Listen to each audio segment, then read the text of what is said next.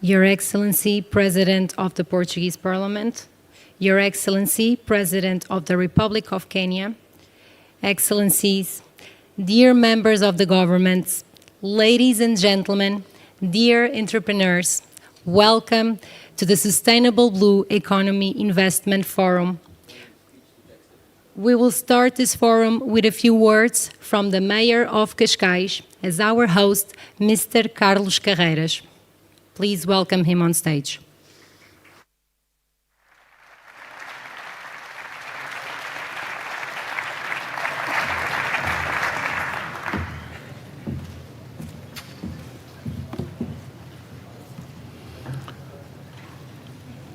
Sua Excelência, Sr. Presidente da Assembleia da República de Portugal, Sua Excelência, Sr. Presidente do Quênia, Sua Excelência, Sr. Presidente da Colômbia, Sua Excelência, Sr. Presidente da Líbia, Sua Excelência, o Subsecretário-Geral das Nações Unidas, distintos oradores.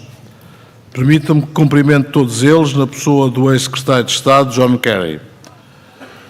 Sejam bem-vindos à sessão de abertura do Fórum para o Investimento Sustentável na Economia Azul. Sejam bem-vindos a Cascais, o território que é 100 vezes maior no mar do que é em terra.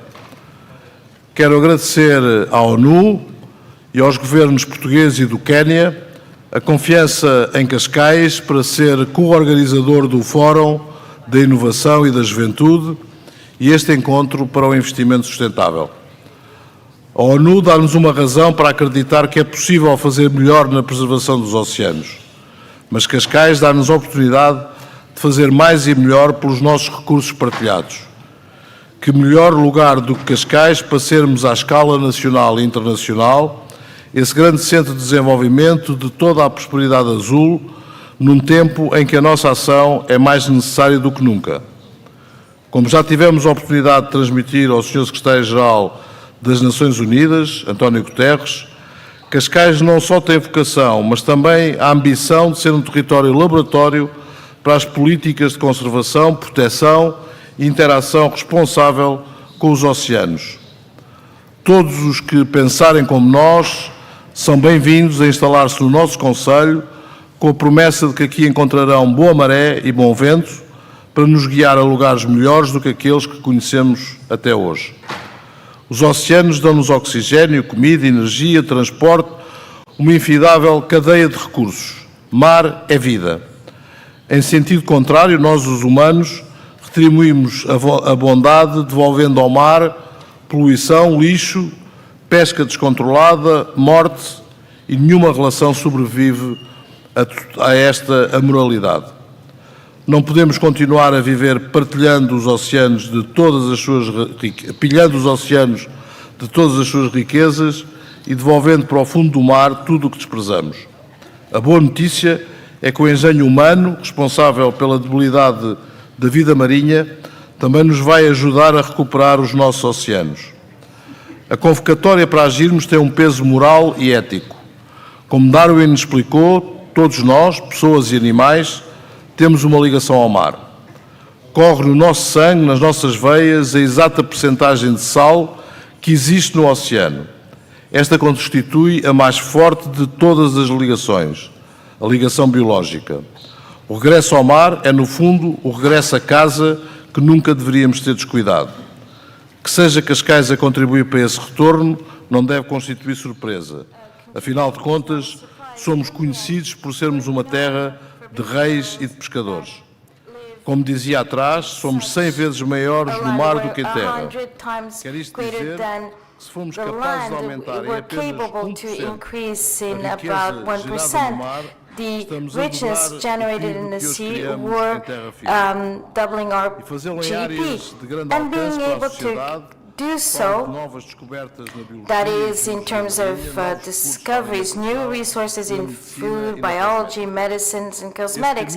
So this path is only feasible if we are responsible, that is a benign symbiotic interaction supported on science, recognizing different laws, complying with different mechanisms and the edges of the United Nations, and which distances us from predatory actions that we've known in our forests and seas. Cascais can defend this fact. It's the only council in Portugal which has a protected marine, which is very big. We're transforming plastic waste into picnic tables and sneakers. Among other projects, we're rejuvenating the depth of our sea. We're using the sea and for our classrooms. So we are educating a new blue generation. We're supporting science to develop our policies. We are carrying studies on ecosystems, on different impacts on the natural capital of the sea. So we're carrying out different programs such as a subaquatic archaeology. Our ambition is to know what is at the bottom of our sea. Pieces of our identity has allowed us to fascinating discoveries. Well, we're at 12 meters depth, dream of 400 years, we've found such treasures. So let me recall a very important Portuguese person, a visionary at the beginning of the year 2000, proposing the creation of the hypercluster of the sea. I'm speaking about Professor Eleni Lopes that we had the privilege to work with since 2005 in Cascais, and today I'd like to enhance his role.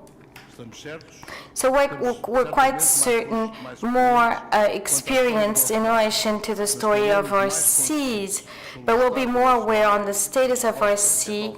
That is, the response is maybe to comply with our maritime calling is quite relevant as it was yesterday. During its history, mankind was always the neighbor of the ocean world. During its history, thousands of years, the interest of man for the seas was utilitarian. So we sought the sea for everything but not knowledge. The men have went to the moon, and only this was done. So we continue on taking such steps without being explored the potential of our seas. So how can we continue on wasting so much time and money exploring a place called the Sea of Tranquility? Children at school want to be astronauts. Maybe it's time for them to have other ambitions like being an astronaut. And others have agreed, contrary to other American billionaires, there's no interest in exploring the space. Instead of spending billions in this space, we should invest in knowing more about the sea. First of all, it has a return of investment which is high. A second, a return of more interesting aspects. This return is much more interesting. Europe, always seeking its place in being leader, has on its side the history, experience in this enormous ocean uniting us to African peoples and Americans. That is, that we have the will to create the NASA of the ocean, and that it would exist the pioneerism and the courage of our ancestors, so that in this century or before our history we can start a new wave of responsible globalization, knowledge and democracy, because it's the sea that unites us, that connects us, and it's the sea where we find ourselves as a global community, because it's the sea that we find our common humanity. So welcome to Cascais. Let me say that the mayor was reading, did not hand in his paper. Thank you. I would like to call now from the United Nations Under Secretary General for Economic and Social Affairs, Mr. Liu Zhenmin.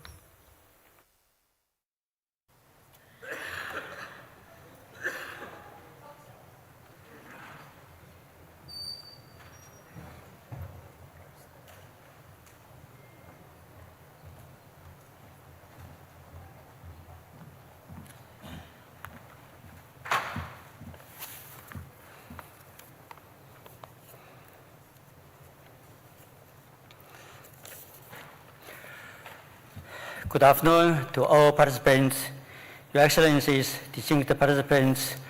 Let me start by thanking the government of Portugal and the government of Kenya for hosting the 2022 United Nations Ocean Conference, which opened yesterday in Addis Arena in Lisbon.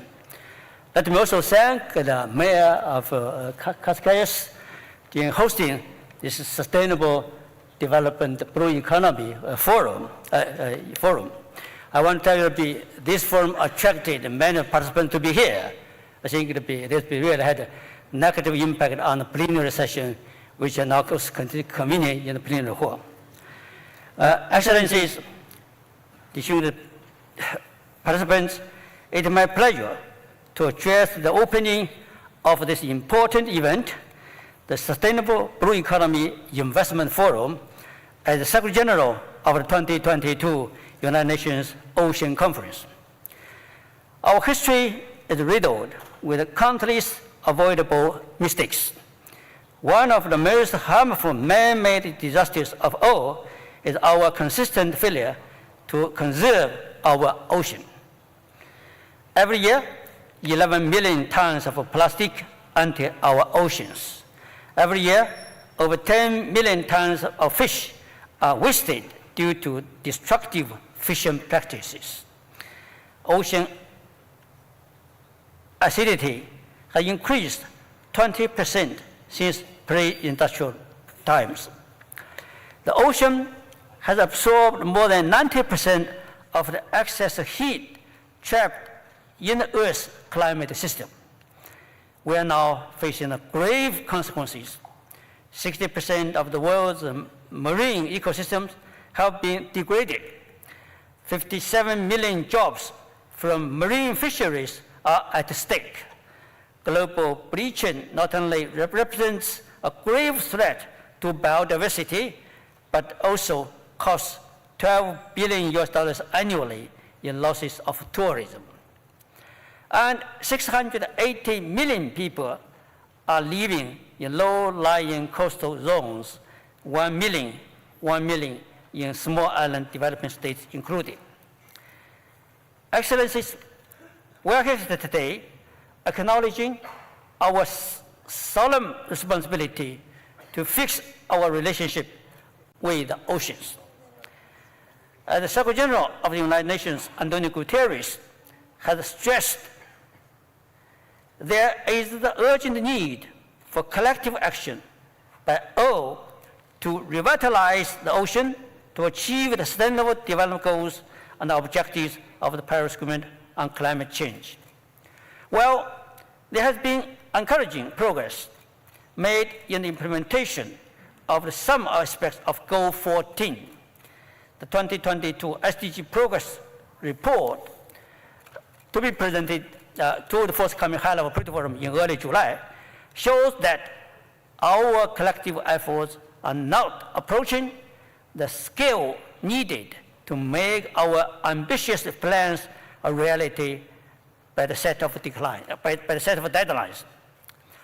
A greater sense of urgency and momentum are needed at all levels to address the global emergency facing the world's seas and the oceans today. Distinguished delegates, we should chart a new course away from business as usual towards a sustainable blue economy. That's the theme of today's forum. Such a transformation requires a concerted global path, a push towards more and better financing, investment, and value chain solutions for the development of sustainable ocean-based economies. The private sector plays a pivotal role in making the decade of action for blue economy a reality over the next 8 years until 2030. The transition to a sustainable blue economy offers the greatest opportunities of our time. The evidence shows that the market value of marine and the coastal resources and the industries is estimated at $3 trillion per year, or about 5% of the global gross domestic product. I've been hearing about existing good practices in financing ocean-related activities at all levels. They include the debt for nature swap, sovereign blue bonds, Blue Action Fund, Pro-Blue Multi-Donor Trust Fund, and Sustainable Development Bonds, just to name a few.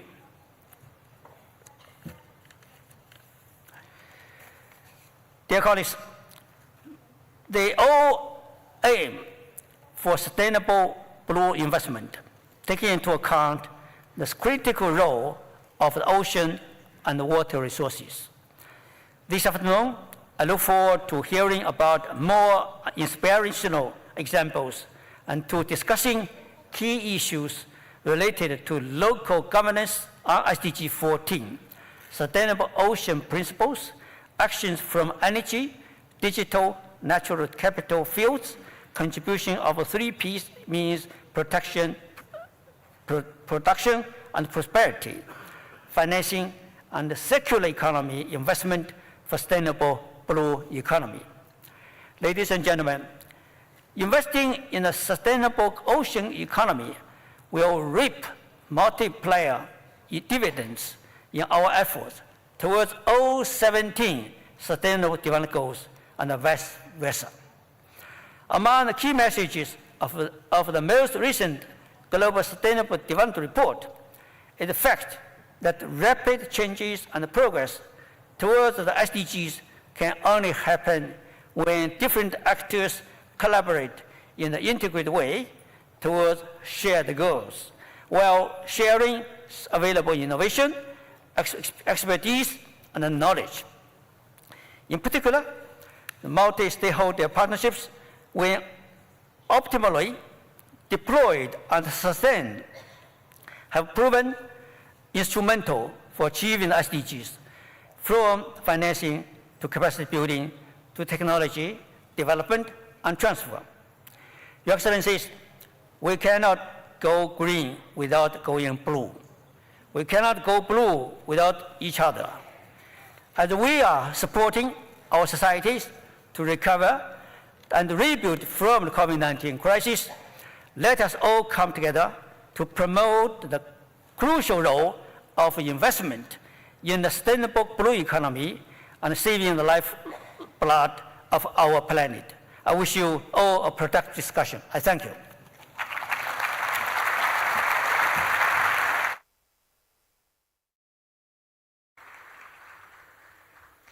I'm honored to invite His Excellency Augusto Santos Silva, President of the Portuguese Parliament, for the introductory remarks.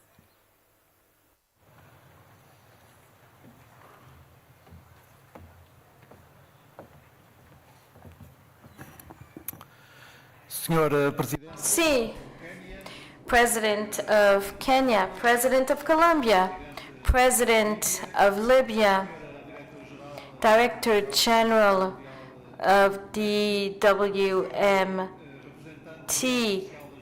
Representative Special Envoy of the United Nations for the Oceans, Director, Executive Director, Sub-Secretary of the United Nations, members of government, ladies and gentlemen. This forum is aimed at those for their investment and work, create businesses, create jobs and wealth, and to say that the sustainable blue economy is one of the main paths for economic development in our present and future. This forum conveys 2 main messages. The first message is that there is a connection, a very close connection between green economy and blue economy. We are not able to make greener our economy. We're not able to do so by speeding the energy transition and speeding the ecological transition if we do not pay attention to the oceans, if we do not fight ocean pollution, if we do not fight the overexploitation of marine resources. And if we don't take advantage of the enormous potentials of oceans consuming carbon for the decarbonization of our economies, but at the same time, our blue economy will not be sustainable if it's not green. If it doesn't assume what we need to do so that the 80% of the world trade, which is conducted via the maritime sector, is not a threat to preserving our species. The first main message of this forum is therefore the close connection between the green economy and the blue economy. Its connection, but the second message of this forum is even more important. It's a message especially aimed at businessmen, employees, and associations, and this message is that sustainable blue economy is one of the main opportunities to create wealth, jobs, and economic development in our present time. Yes, from the sustainable blue economy, it can be an main impetus of our development, either from the energy we need, or from the food we require, or from tourism and entertainment leisure we need, or from transports which are essential so that goods can circulate and also important to people's mobility. These two messages call on to action, but there are four main conditions. The first condition is that it be clear what is our strategic guideline. And the answer is a simple one. It's been given by the 2030 Agenda on Sustainable Development and given by the Objective 14 of Sustainable Development. Yes, we need to take advantage of the ocean sustainability, and we need to preserve the ocean. The second condition is the institutional nature. Yes, we need to move forward step by step so as to achieve a better ocean governance. It's everyone's resource. 70% of the land surfaces is ocean. It's maritime. And a considerable part, half of it, of this marine surface goes beyond national jurisdictions of the states. Yes, we need to move forward with the legal instruments for ocean governance. The third condition is knowledge. Blue economy is typically, it's a knowledge economy, and that's why it's quite relevant that this conference be also organized, that is, United Nations be dedicated to ocean and knowledge. And the fourth condition, which is also very important, innovation. Blue economy will only be sustainable if it's an innovation economy. And what does this mean, innovation? Innovation is to combine knowledge, technology, and the markets. And this is where your role is very important. Ladies and gentlemen, businessmen, businesswomen, and workers, because it's through them that will be able to bring knowledge to the markets and will be able to strengthen our blue economy as a knowledge economy as well as innovation. So thank you very much on behalf of the Portuguese state for your presence, and hope that your works are very productive. Thank you. Ladies and gentlemen, please welcome His Excellency, the President of the Republic of Kenya, Uhuru Kenyatta.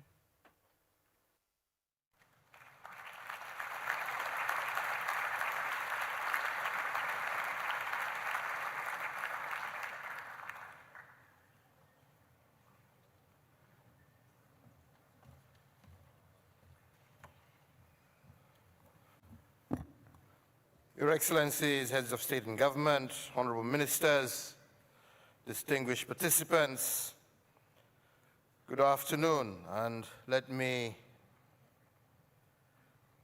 also say how happy I am to be with you as we go through this very important subject, given the fact that for the last 2 days, we have all been gathered here in Lisbon to discuss the importance of our oceans and the threat that our oceans face, and what we need to do in order to reverse this. This afternoon, however, we're tackling an issue that we haven't given that much time over the last 2 days, but which is also equally important, and that is talking about the wealth that can be garnered from the ocean in a manner that is both sustainable but also equitable. Ladies and gentlemen, the ocean is the next investment frontier, and it contributes about 1.5 trillion US dollars to the global economy each year, and its asset value is estimated at anywhere around 24 trillion US dollars. Further, the ocean is also a source of food for billions, and it is also a large untapped source of green energy. Before the onset of COVID-19, tourism was projected to become the single largest ocean-based industry by the year 2030. And as we've already heard, shipping moves over 90% of all global goods and is vital to the international trade and connectivity. So I'm therefore pleased to note that this forum will, amongst other things, raise awareness of the importance of the oceans and other marine ecosystems as a source of high quality and authentic blue economy products and valuable investment opportunities. It will also provide a platform for enterprises to showcase and promote blue economy products, provide a platform for private sector to meet, network, and do business with their counterparts here in Portugal, but also globally, and also provide an opportunity to learn about best practices in blue economy industry, including its enabling circular economy and value chains. And our hope is that they will recommend mechanisms for the establishment of blue economy investment funds, as we heard from the Undersecretary, for sustainable blue economy investments.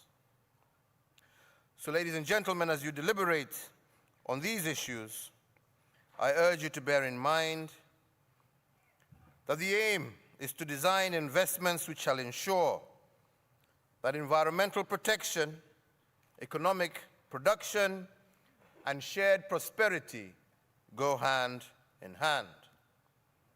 And in this context, allow me to raise 4 issues for your consideration.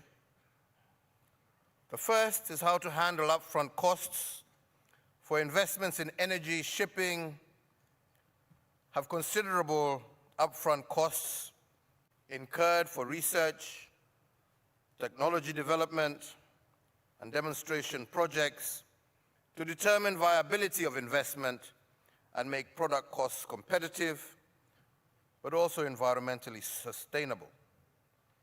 How should funding of these investment costs be managed to ensure that it does not deny access to owners of the assets, thereby making access to the ocean resources inequitable? Second, there is need to also tighten the rules and procedures for harvesting these resources, and in particular, those that lie outside the national areas of jurisdiction. We in Kenya welcome the progress that has been made by the WTO to develop global consensus on how to contain illegal, unregulated, and unreported fishing. In fact, we've just come from another forum where John Kerry was telling us that the stocks of bluefin tuna have really gone down to almost 5% of what they originally were at some point. So this is just an illustration of the kind of challenges that we face from IUU. The illegal extraction of fish resources in waters belonging especially to poorer nations by fishing trawlers whose owners are provided heavy fishing subsidies by their governments, destroy fish stocks, and leads to inequitable utilization of our ocean's resources. Thirdly, we also need to focus on investments that promote sustainability and protection while delivering decent jobs and incomes. Ocean-based tourism or circular economy projects that regenerate the ecosystems can restore and protect the ocean while delivering jobs and prosperity. And lastly, there is need to develop innovating financing instruments which, while profit-making, also provide incentives to conserve and protect our ocean. This would also create incentives for investors in terms of the three items I have just highlighted. Innovative financing requires close collaboration between public and private sectors. So with these few remarks, ladies and gentlemen, I wish you fruitful discussions this afternoon, and we look forward to hear the outcomes of those deliberations. I thank you.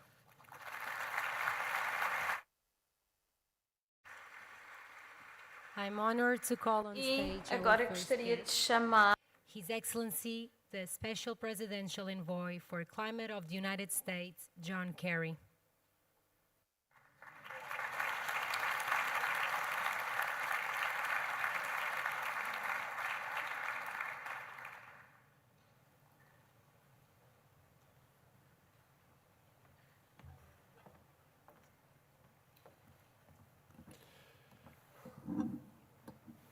Bon dia.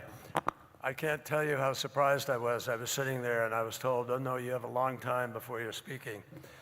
And all of a sudden, the special envoy has been introduced. What an incredible pleasure to be able to be here, and I thank you for getting us out of the part of town we were so we could have this incredible drive down here just a few moments ago. It's very, very beautiful. And I looked at all the people on the beach, and I said, what do they know that we don't? At any rate, this is a very, very important meeting. It's a very, very important gathering. And I know there are a lot of folks here from the private sector, which is critical. So I'm going to talk for a few minutes about the realities of finance and what we're struggling with right now. But the realities of the upside of investment and the importance of a meeting like this. And I appreciate enormously President Kenyatta, thank you so much for your leadership. And thank you, Portugal, for hosting a terrific meeting and convening people to really talk about the possibilities and the prospects for life itself on this planet. So I'm going to begin just with a few comments that are on the big side and then narrow it down into the finance and realities. We have been at this, many of us, and I see the faces here, President Duque, others, for a long time. I was at the conference, I was there in 1988 when Jim Hansen testified that climate is happening. I went to Rio in 1992 and President George H.W. Bush signed an agreement that created the framework that brings us here. I was in Kyoto, I was in many of the COPs in between and had the privilege of leading negotiations for Paris for the United States, as well as Glasgow now as Special Envoy. And I say all of that simply to give you a sense of the journey and what brings me to this point of a certain sense of reality that may be different from what some people see. But the urgency, my friends, the urgency of our getting this right, not in the next 10 years, 15, but now, in this decade, for the simple reason that this effort to respond to the crisis of climate is not driven by geopolitics, it's not driven by ideology, it's not driven by nation-state competition. It is driven by science, by mathematics, by physics, with some chemistry and biology, but basically science. And in 2018, the scientists warned us that we being people who can vote, people in positions of responsibility, people in governments, we had 12 years within which to make and implement the key decisions to avoid the worst consequences of the climate crisis. Remember, I said worst consequences, not to avoid the crisis altogether. So what we decide to do in these next 8 years will govern the kind of world that we live in, and it will govern whether or not we can even achieve net zero by 2050. If we don't do enough between now and 2030, we don't achieve the 45% reduction that scientists have said is necessary to avoid the worst consequences. And if we don't achieve the 45% between now and 2030, you cannot achieve net zero by 2050, barring some technology that comes online that does direct air carbon capture and either utilization or storage so that we can avoid what we're putting up into the atmosphere. So that's what's driving this. That's why we're here. Because the oceans are integrally related to the climate crisis. The oceans are suffering principally because of the heat. 90% of the warming of the Earth goes into the ocean. It is a great sink for carbon dioxide. And certain things we choose to do or don't choose to do will have an impact on how the ocean responds. 51% of the oxygen we breathe comes from the ocean. Huge proportions of the protein people consume globally comes from the ocean. Vast numbers of jobs around the world depend on the ocean. So what happens to the ocean is integrally related to climate, and you cannot solve the problem of the oceans unless you solve the problem of climate. Why? Because there are two principal drivers of the problem of the ocean.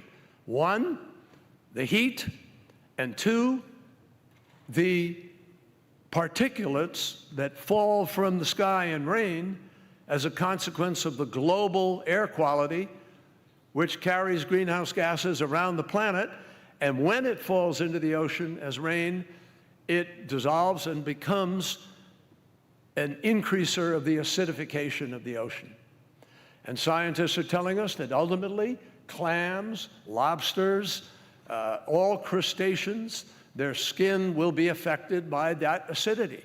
If you took clams and put various clams in a group of trays with water, salt water in it, and you grow those clams from infant size, you will see, depending on the pH, the quality of acidity of that water, you'll see those clams grow to different sizes. That's how real this is. Nothing ideological. So, macro, we have to integrate what we're doing to deal with the climate crisis. And the truth is, folks, I hate to say this, but the world is not doing this fast enough. We're not moving fast enough. And what we know from the UN report on finance is that in order to transition our economies to clean energy economies, which is the solution to the climate crisis, what gives us the crisis?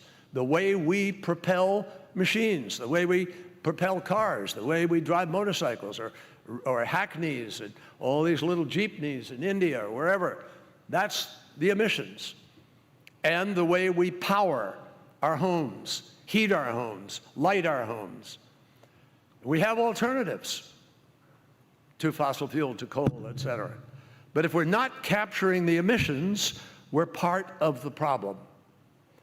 And right now, emissions are rising, despite Glasgow, despite the UN efforts. Last year, emissions went up 6%, coal use went up 9%. The exact opposite of what we agreed to do in Glasgow. So why do we get frustrated a little bit? Why do I get frustrated at least, and other people I know? Because we can do better, because we have a better world looking at us, staring us in the face. A world where we can have clean energy. We don't have to do this the way we are. We're just doing business as usual because it's easy for a lot of people. But we have alternative renewable energy. We have almost $1 trillion of venture capital now chasing these solutions. Green hydrogen, direct air carbon capture, now chasing green hydrogen, electrolyzers that can come to scale and produce the hydrogen we need to be clean, to drive our ships. We don't have to drive our ships with diesel. Maersk has made a decision, a business decision, that over the next years, immediately, the next 8 ships they buy are going to be carbon-free. Not lower carbon, carbon-free. Volvo, Ford Motor Company, have decided that they're going to buy 10% steel that is green now, despite the premium they will pay. And they will do this because it's good for business and good for the future, and they're making a commitment to be net zero by 2050. So up and down the economic food chain, companies are stepping up.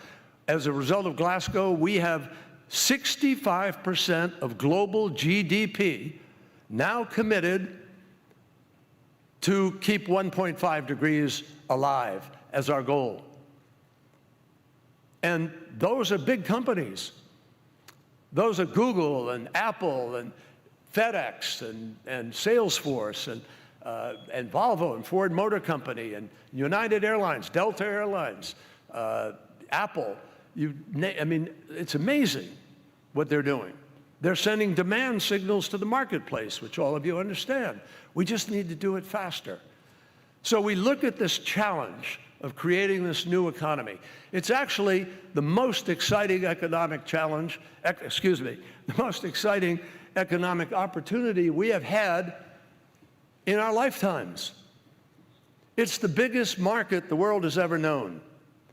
4.5 to 5 billion users of energy today in the world, and that's going to go up to 9 to 10 billion users in the next 10 years. I can tell you, because I represented Massachusetts in the United States Senate for 28 years, that includes MIT and Harvard and a bunch of other great institutions of learning. And it is clear that those companies understand and are moving in this direction. With fusion, with possibilities of all, of new nuclear container-sized batteries that literally can be portable and will be able to light up a steel mill and run things in a clean way. This is the future. And all around the world, people are chasing this future. So if you're in business today, if I was in business today, I'd be sitting there and saying, I know where this market is going. The market's future is not going to be in fossil fuel because it can't be. Unless we can abate it, mitigate it. And we know, because we've been trying for 30 years to mitigate coal, we can't. We haven't been able to. And we've been trying to mitigate oil. We don't do a great job of it. Gas, we do a little better. And clearly, gas will be part of the transition. Why? Because gas is 50% cleaner immediately than oil or coal. And we need that 50%. So over the next 8 years, as we transition, we can use that 50% to meet what the scientists say is 45% reduction. But we have to go beyond that. What happens after 2030? After 2030, we have to get to net zero by 2050. And that means we need the private sector. And I keep saying this wherever I go in the world. No government has enough money to accelerate this transition as fast as we need to in order to make it. So how do we do it? Well, we have to be creative. We were able to do Bretton Woods in 1948 after World War II, and we put together the world in an economic system that worked for that world, but this is a different world, which is why Janet Yellen has now said we need to do a post-Bretton Woods meeting. We need to decide how the multi-development banks are going to get more funds, more ability to be able to accelerate the transition, and I believe we'll get there. I'm convinced we will get to a low-carbon, no-carbon economy, folks. What I can't tell you is whether we will get there in time to avoid the worst consequences of the crisis. And that depends a lot on you and on the outcomes of this kind of meeting. The UN Finance Report has told us this transition, which is achievable, will need to get about $2.5 to $4.5 trillion per year for the next 30 years. We're obviously not close to that. Now, when I took on this job, I immediately went to find where are we going to get the money. So I went to the 6 largest banks in the United States. I went to Goldman Sachs, JP Morgan, Citibank, Wells Fargo, State Street, and Bank of America. And I said, how much are you guys willing to invest in this transition to help us get where we need to go? And they got their pencils out, they did their homework, they came back and they publicly announced they are prepared. And if you're in business today, this is important. They are ready to invest $4.16 trillion over the next 8 years to make this transition meet the 2030 goal, but that's an investment. It's not concessionary funding. And so the key is, how do we create a finance structure that can accelerate? I was talking to Minister Luhut of Indonesia today, because we're working with Indonesia specifically. Why? Because Indonesia is one of those countries of the 20 largest economies in the world that need to transition fast. Think about this. 20 countries equal 80% of all the emissions in the world. 20 countries. We met about a week and a half ago, 2 weeks ago, in a virtual meeting in the White House with President Biden, with the leaders of those countries. President Duque took part in it, others. And we talked about how do we accelerate the transition, because those 20 countries are key. And I told you a moment ago, 65% of global GDP has already laid out what we call an NDC, a national plan to achieve 1.5 degrees. And Fatih Birol at the International Energy Agency told the world that if everybody did what they said they'd do in Glasgow, the world's temperature increase would be held to 1.8 degrees by 2050. That's incredible. You know what that tells me? Not that we can stop at 1.8 degrees. It tells me we can win this battle, because that's just with 65% of GDP. If we can bring the other 35% on, we can get there. And that's what we're working at with Indonesia, with Mexico, where President Lopez Obrador, who I visited with 4 times in the last months, who came around and said, you know what, we're going to invest in refurbishing our electrical, our hydro. We're going to invest in deploying renewables. We're going to try to create a capacity for Mexico to provide power to Latin America, Central America, to US or Canada, California, literally. And it's doable. That changes the whole equation for all of you who are thinking about investing, and particularly ultimately thinking about the blue economy. Let me try to get to that quickly so that in fairness I move along here. But the point is, you have to view this in the macro in order to understand the full measure of the ingredients that have to enter into your business decision. Now, it's not concessionary funding, but there has to be some concessionary funding, because we need to try to help you de-risk those investments. Some of them de-risk automatically. If you're producing a revenue-producing product of some kind, well, you can get the de-risking fairly easy. For instance, power. You produce power, clean power, through wind farm or solar panel distribution or batteries or whatever, you're going to have revenue. That's financeable. And much of this is going to create bankable deals that you can go to the marketplace. Now, you may not be looking at 100x. It may not be the next Google or Apple. But guess what? There was a time when people were pretty happy with 6, 7, 12%. And that was sufficient for fiduciary responsibility, for public money, for pensions, for retirement. So we've got to think wisely about this.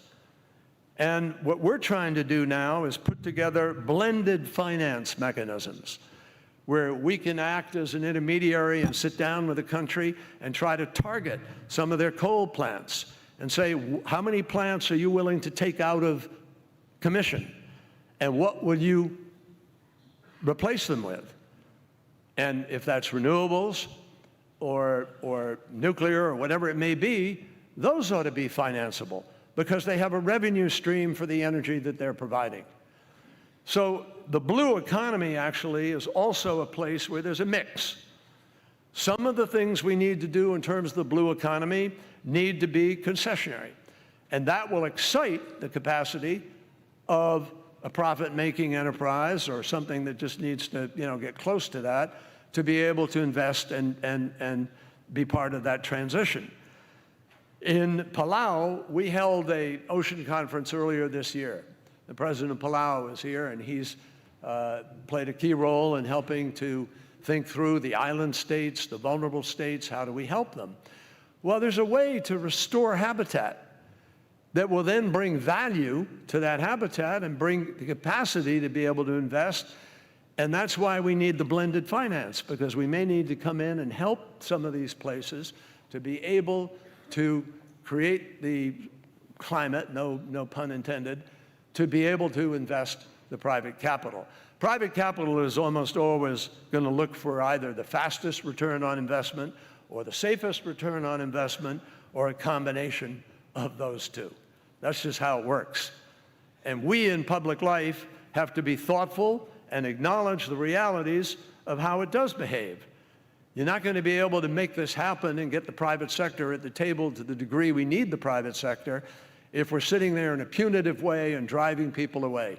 We have to be able to do things, and we have to do them differently from the way we've done them in the past. I'll give you an example. In my country, we can't take 10 years to get a decision on whether or not we can site a wind farm or a solar farm of some kind. We've just got to accelerate decision-making. And I was talking with Portuguese business people yesterday at Ambassador Levine's residence here, the embassy, with some of your folks in business, and they were saying, it takes 5 years to get a decision. Obviously, the regulatory process is going to have to speed up and keep awareness of the importance of these times. So in Palau, we got 400 commitments on this small island state in the Pacific from 70 different nations that came there. And $16 billion of public money was committed to try to help the blue economy to move faster. That's why it's worth your importance to put your time and energy into thinking about this. Because I'll be very precise on specific climate commitments. There were 89 commitments worth $4.9 billion that will help deal with climate and open up blue economy opportunities. There were sustainable fisheries initiatives, some 60 commitments to help create sustainable fisheries for $668 million of committed funding. There were sustainable blue economy initiatives of various kinds, which I urge you to take a look at. On the sustainable blue economies, there were 89 commitments, $5.2 billion. And there were marine protected areas, 58 commitments made, $1.3 billion. and maritime security, which is important for the safety of whatever whatever your investment may be, $358 million, and maritime pollution reduction, which is important quality, $3.3 billion, folks. So you're not alone. If you're an investor, if you're a business, you are going to have unprecedented support that is only going to grow. And I think that kind of comfort level that can be given to the private sector is very rare and very important. You're not being asked to be a solo venture capitalist flyer on your own who's out there putting your money at risk without anything else happening in the marketplace to secure that funding. So I think there's a huge economy waiting us, unbelievable opportunities that will grow as we go forward. And my judgment is that what we need now is innovative, scalable finance with insurance products, which some of the big insurance companies are now thinking about, which can help de-risk these deals. Now, we've always faced risk in the marketplace. Political risk, currency risk, weather risk. I mean, there are all kinds of different risks. But I think there's an opportunity here of the greatest level of mitigation of those risks that I've ever seen in the course of my dealing with these kinds of issues. So, my friends, it's going to take all of us to achieve our goal here. Governments, insurers, banks, civil society, and we need to have leaders like President Kenyatta and President Duque and others who are prepared to put their credibility on the line because they understand what the stakes are for humanity. And they also understand the extraordinary economic opportunity that's waiting us. I'll tell you what, I went out to California the other day because I really wanted to understand better what the technology possibilities may be. And I went to Google X, and I saw powder that was literally being taken out of the air in the form of carbon and transitioned in their process into this ingredient, which will be utilized to do something. I am not sure what. Maybe part of roads or buildings or new steel girders, new cement, something. But it's there, going to happen. I also saw direct air carbon capture in other forms. I saw a battery that is probably a 100-hour battery. That's a game changer. 4 days battery coming to utility scale that has the ability to change how you balance your energy grid, which alters the amount of fossil fuel you need to depend on to keep the balance of that grid. That's going to happen. Green hydrogen, game changer, obviously. And there are many other kinds. So I think we're living in a most extraordinary moment. The only question is, do we have the courage and conviction as leaders to open up these economic opportunities sufficiently that the private sector can rush in? There's no way, as I said, any government will put up the money we need for this. It's in the trillions of dollars. But I'll tell you what, whoever comes up with that long-term battery storage is going to be richer than Jeff Bezos. Whoever comes up with the ability to be able to change this equation, and someone will, I guarantee you, with the amount of money now chasing these opportunities, that is the future. So I'm happy to join with my colleagues in government to welcome you to the future. I'm glad that we're meeting here in Portugal, which has always been a place of discovery. We're just past that extraordinary expanse of water which ships departed from to explore the world and define the future years and years ago. Hopefully this meeting will help us define the future even further. Thank you for the privilege of sharing thoughts.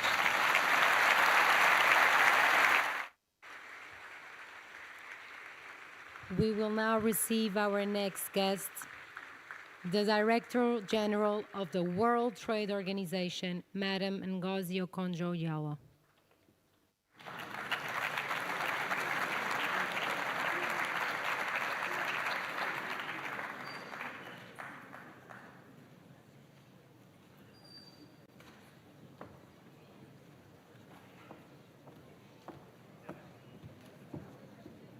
Well, thank you very much, Excellencies. Whoever put me to speak after John Kerry was not doing me any favors.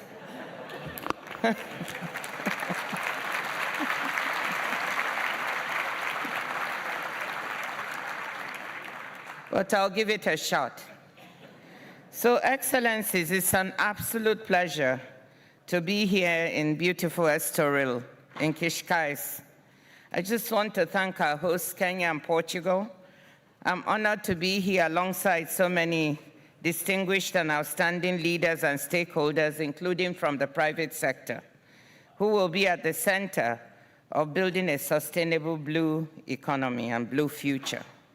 I'm particularly happy to see His Excellency President Uhuru Kenyatta, my brother, co-hosting this forum and the Oceans Conference, sending a sharp signal that sustainability and the global commons and the oceans are critical to Africa and the world. Thank you for doing it.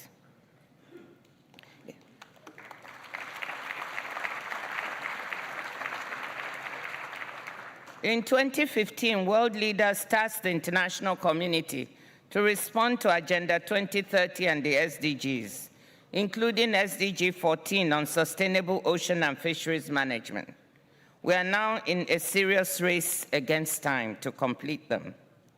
Our oceans are swimming in troubled waters, forgive the pun analogy, from a triple planetary crisis. Climate change, biodiversity loss, and marine pollution are having devastating impacts. Estimates suggest that climate-induced declines in ocean health could annually cost the global community and the global economy US $428 billion by 2050, and nearly $2 trillion per annum by the end of this century. Today, over 3 billion people depend on marine and coastal biodiversity for their livelihoods. How quickly and how well we manage these resources, as John Kerry said, and the types of decisions we all make now will greatly impact people and the planet for decades to come. This is a moment for global cooperation and for global solidarity. So let me make 3 points. First, a sustainable global blue economy requires a strong set of rules, regulations, and policies. I'm delighted to report that the recent 12th Ministerial Conference of the WTO, as His Excellency President Uhuru Kenyatta mentioned, at that conference, members agreed to end the most harmful fisheries subsidies.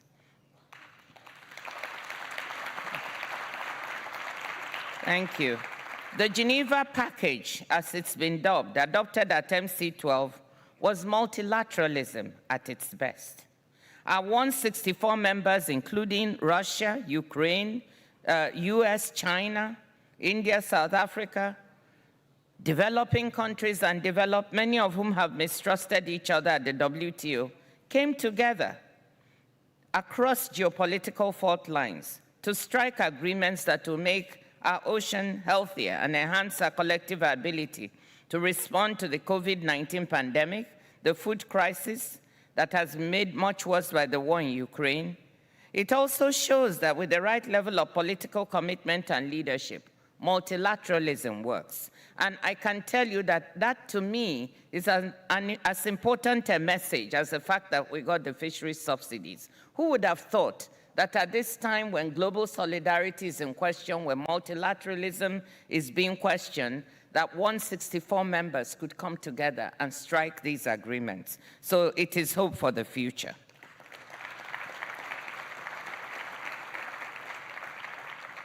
The new agreement on fisheries subsidies, the WTO's first to put a primarily environmental objective at its core, responds to SDG 14.6. When I took the job as WTO DG 15 months ago, one of the first things I said to members is that 20 years of negotiations is enough. The planet, fishes, and oceans cannot wait. And I'm glad that members agreed and focused on curbing the estimated $22 billion in annual public support that contributes to the depletion of marine resources. It bans subsidies that contribute to illegal, unreported, and unregulated fishing, as well as fishing in the unregulated high seas and overfished stocks. The agreement also potentially frees up billions of dollars of public funds that could now be leveraged as blue finance or investments to develop new economic activities and sectors, such as nature-based tourism, sustainable fisheries and aquaculture, maritime shipping, or green seaport activities. Resources that once contributed to emptying our oceans can instead be channeled towards emerging industries like marine biotechnology, renewable energy, or hydrocarbon and seabed exploration. I highly appreciate the work of Colombia in chairing the fisheries negotiations, and I want to congratulate His Excellency President Duque, and particularly his ambassador, Ambassador Santiago Wills of Colombia, who chaired these negotiations, and to my fisheries team, all of them seated here in the audience. A new fisheries fund has been established to provide technical assistance in partnership with organizations like FAO, IFAD, and the World Bank, and capacity building to developing countries, helping them implement the new rules to improve their fisheries management. We've already received substantial pledges from donor countries, and more is expected. Any donor in the audience who hasn't pledged, please see me after this meeting. The agreement launches a second wave of negotiations to add further rules on support to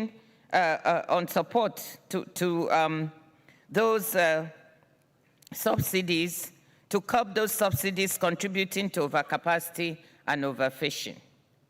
At a time when food insecurity is at the top of our minds, the new agreement will shore up blue economies whose livelihoods and nutrition depend on fisheries and sustainable use of marine resources.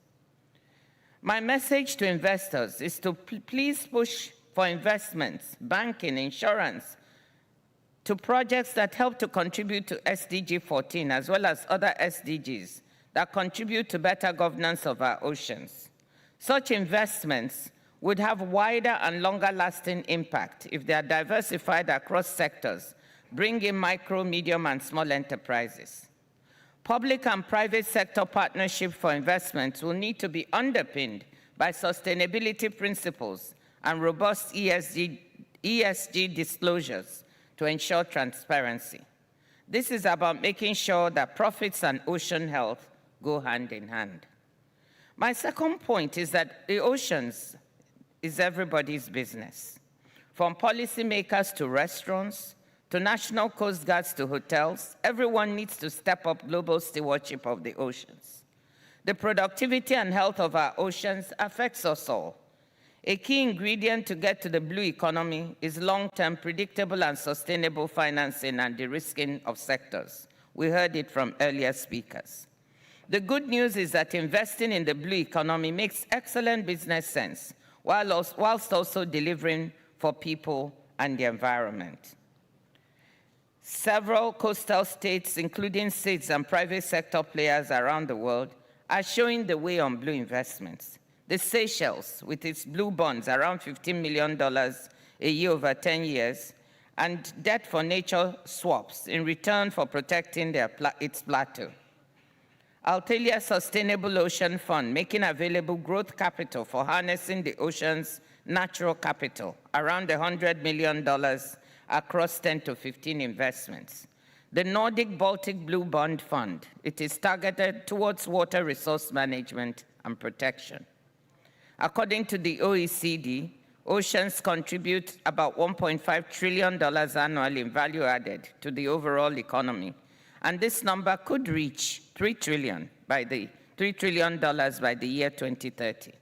This means that we will need much more innovative financing to protect the oceans, make the oceans healthier, and help develop an ambitious and innovative sustainable blue economy model that can be scaled up. A good starting point is to ask ourselves, what sectors, what activities, what services need investments to strengthen the ocean economy? We all know that over the next decade, with rising populations, we will need investments in infrastructure. Here, investing in coastal habitats plays a key role in protecting against ocean risk and in providing the needed resilience for coastal communities. We need greener and more resilient ports for efficient marine transport and port services. The blue economy is exciting because we can deploy innovations and technologies such as robotics and artificial intelligence and will be successful if we can help developing countries jumpstart new sectors of the blue economy. As the blue economy becomes full reality, we will need to use all the skills, knowledge, learning, and experience from around the world and train and educate those to whom the oceans will matter most in future, our youths and the next generation. My third point is, and last point, is that there is no blue economy without a green economy. We also heard that from earlier speakers. Greater international coordination and cooperation and addressing global commons challenges such as climate change, adaptation, resilience earlier on will be essential. Marine pollution has turned the oceans into a dumping ground. The Great Pacific Garbage Patch, an area the size of Mongolia, has become emblematic of a global problem that demands action. We need clean, climate, and ocean-friendly solutions for current and future generations. At the WTO, members are engaged in exploring triple wins for trade, environment, and development. Members have launched groundbreaking work on plastics pollution and environmentally sustainable plastics trade at the WTO that will support the ongoing United Nations Plastic Treaty negotiations. We are collaborating within the UN system with UNEP and other organizations. Members are looking at how trade can be a tool for accelerating movement towards a more secular economy. Reducing trade barriers on environmental goods and services can lower costs and disseminate best practice and cutting-edge technologies, including those needed for ocean conservation. This can include ecotourism, weather alert systems, pollution remediation technologies, renewable energy, artificial intelligence, or marine biology. Through aid for trade as well, commercial ventures like seaweed farming with zero fertilizers can scale up into new markets, and circular economy solutions for aquaculture may also reduce waste. All of these actions make for a viable green economy that in turn loops back to a sustainable blue economy. So let me conclude, ladies and gentlemen, by saying that preparing for the future is critical. Excellencies, oceans have a tremendous ability to bounce back and regenerate, but we must move beyond talk to action to make that regeneration possible, to make the blue dream a reality. The WTO has taken an important first step with the Fisheries Subsidies Agreement, with its work on plastic pollution, with its pledge to try and revive the environmental services and goods negotiation. We will not stop there. We look forward to continuing to work and to working with you all. Thank you for your attention.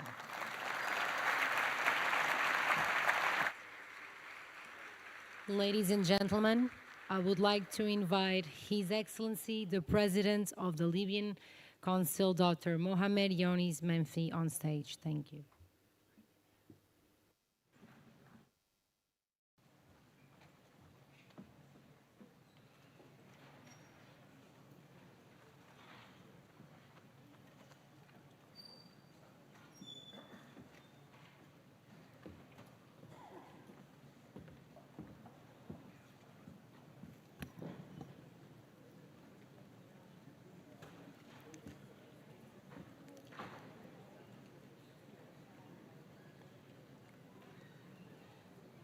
فخامة السيد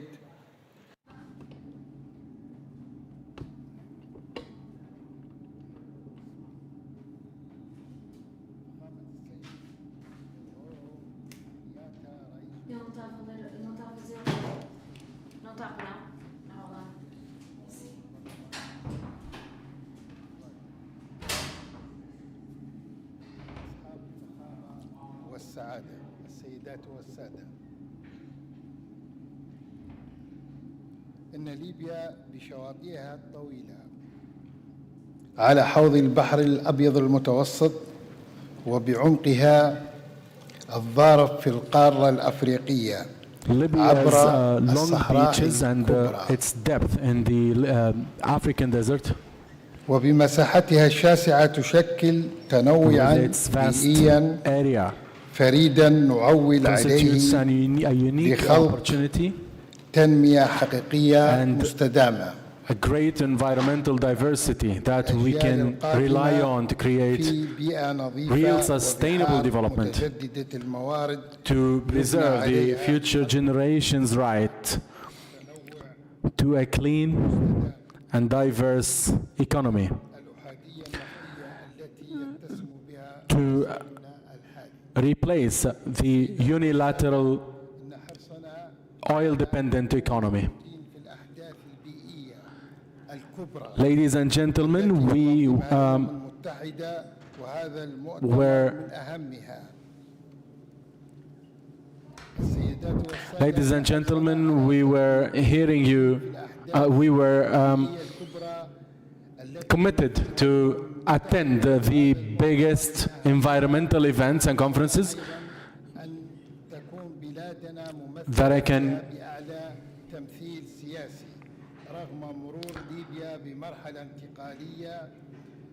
that are being organized by the UN, despite the transitional period Libya is going through.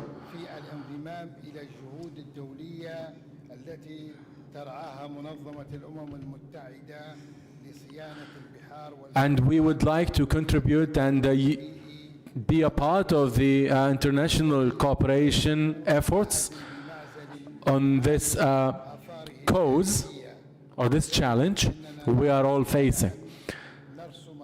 We are committed to draw the right line and the right approach for the Libyan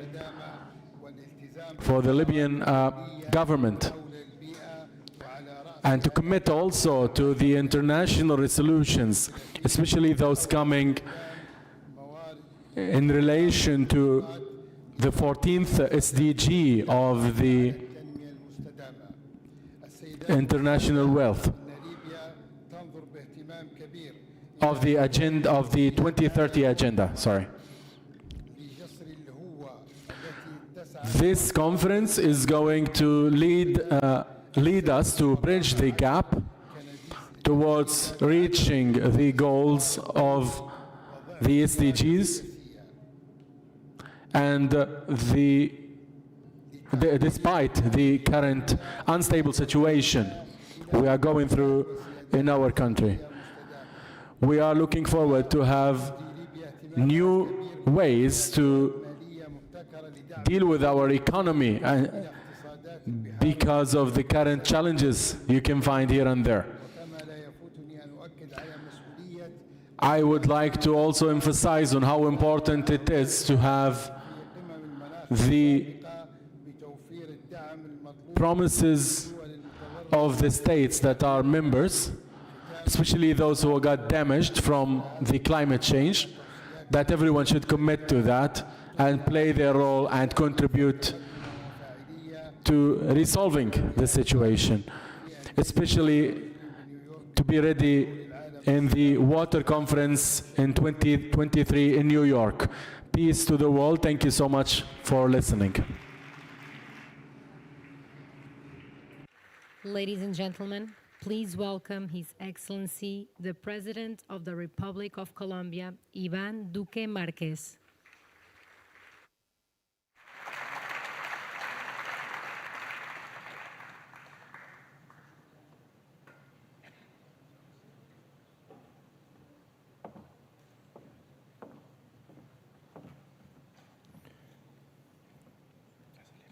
Thank you very much, Madam Director General of the World Trade Organization, President Kenyatta, President Younis, Menfi, all distinguished representatives of international organizations, business leaders, philanthropists. It's a great honor for me to be here this afternoon to speak about the blue economy, to speak about how is it that we're going to reach the Sustainable Development Goal number 14, and put this in the context of a country like Colombia. Maybe you've heard a lot about our country, But what is more interesting about Colombia is that we are the second most biodiverse country in the world. 35% of our territory is Amazonic land. 50% of our territory are tropical forest. We have 52% of the world's high-altitude ecosystems, better known as páramos. And we have more than 900,000 square kilometers of maritime areas.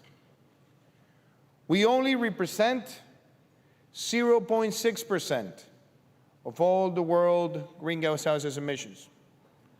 And we are one of the most vulnerable countries by the effects of climate change. Maybe we rank in the top 20 of the countries that are more threatened by the effects of climate change. Saying that means that Colombia cannot wait for the world to act. And we need to act fast, we need to act bold, and we have to make decisions regarding our green and our blue behavior. There's no planet B, as we have said it many times, and that's why we need to concentrate in how is it that we're going to define the roadmap for the oncoming years. We met in Glasgow a few months ago, and we said that we want to be a carbon neutral country by 2050. We have committed to that. We also said that we're going to reduce by 51% our carbon footprint in 2030. And we passed through the Colombian Congress a unanimously approved bill called the Climate Action Bill, in which all the political spectrum was heavily convinced that we have to base our decisions on science and that we can't wait any longer. So the question is, what is it that Colombia is doing and what is it that Colombia has already done that can be shared with the world? The first thing that I want to mention, talking about the green economy, is that we decided to move very fast on non-conventional renewable energies. 4 years ago, when I assumed office, Colombia barely had 28 megawatts of installed capacity in non-conventional renewables. We passed through Congress an energy transition bill. We gave the right incentives, and ladies and gentlemen, as of today, we have 2,800 megawatts, 100 times more what we had when the administration began. We have allowed the country to experience new sources of energy that are creating green jobs. And we have also demonstrated that with those green jobs, we can enter the roadmap of green hydrogen or green ammonia, with the idea of making Colombia the largest exporter of green hydrogen in the next decade. We also decided to make a clean mobility pact in Colombia that has allowed us to turn ourselves into one of the countries in Latin America with the highest amount of electric vehicles per capita. And we also joined the 1 Trillion Trees Initiative in order for us to plant 180 million trees by the end of this year. So far, we have surpassed 130 million trees that have already been planted in the last 4 years. And we have also seen that when it comes to the measurement of the amount of greenhouse gases emissions measured by tons per point of GDP, we have one of the lowest rates in Latin America and the Caribbean, which means that a dollar invested in Colombia is a cleaner dollar than a dollar invested in somewhere else in the region. But we had to also commit to something that was the cleanest, fastest, and boldest way to achieve another big objective: nature positive. We have talked a lot about reducing emissions, but we never get to that great target about becoming a nature positive country.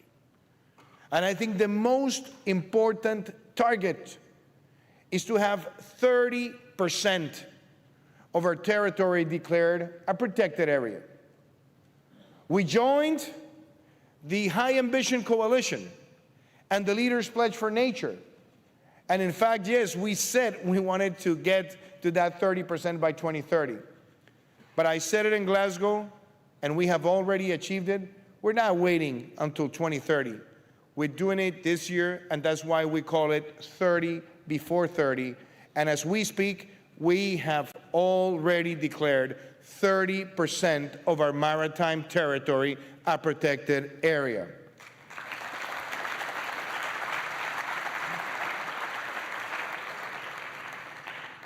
With that decision, that has been based on science, with the work of academia and the support of philanthropism around the world, we expect not only to protect one of the richest maritime diverse territories in the Americas, but also to raise world attention on trawling practices. Trawling practices are destroying historical atolls, and trawling practices are destroying coral reefs. Every single time a coral reef is destroyed, it also generates a massive movement of CO2 that comes out of the water, and that generates every year the same amount of emissions as the aviation sector. And that's bad for humanity. But the other thing that happens is that it's destroying the house, the home of 45% of the maritime species. So when we protect, and we protect the coral reefs, we are contributing to the sustainability of the blue economy and the blue necessary way of living for humanity. And that also involves other policies, like the restoration of 1 million corals that is taking place today in Colombia as we speak, and the possibility to restore and protect mangroves, which are necessary barriers to contend the effects of climate change. And that is also happening hand in hand in our territory. And we have also made a big call to the traditional artisan fishermen to think in a more sustainable way to earn a living, and maybe trying to switch from traditional fishing to conservation. That can only happen if we mobilize resources and if we have the right taxonomy in order to mobilize ESG funds.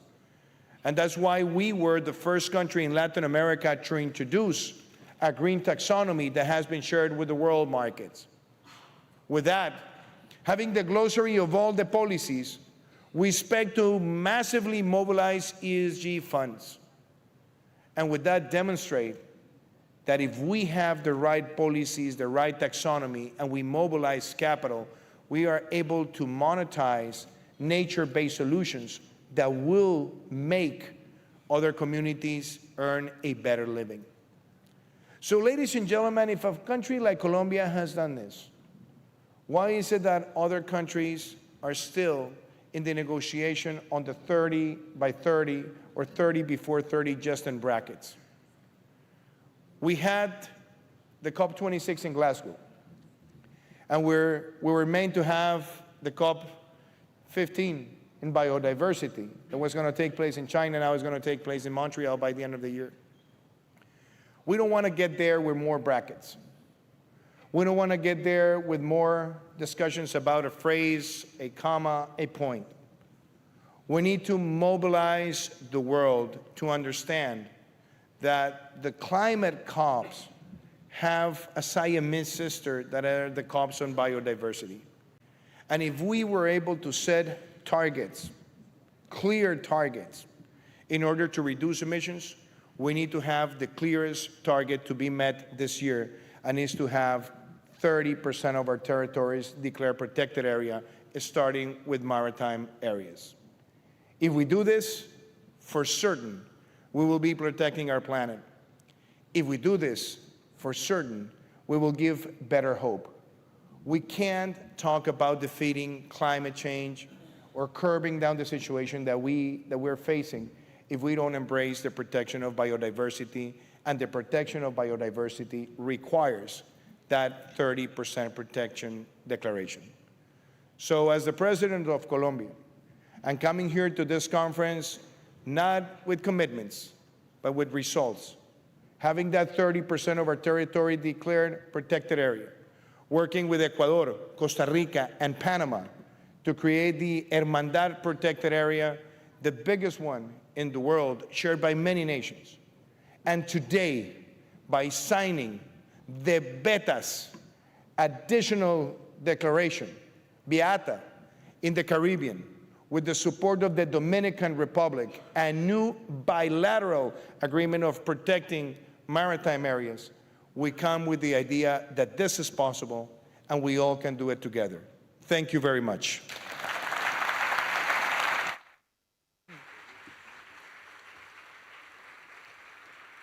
I would like to invite on stage our officials who just made their statements, the president of ISEP, for a group photo to highlight this occasion. Thank you.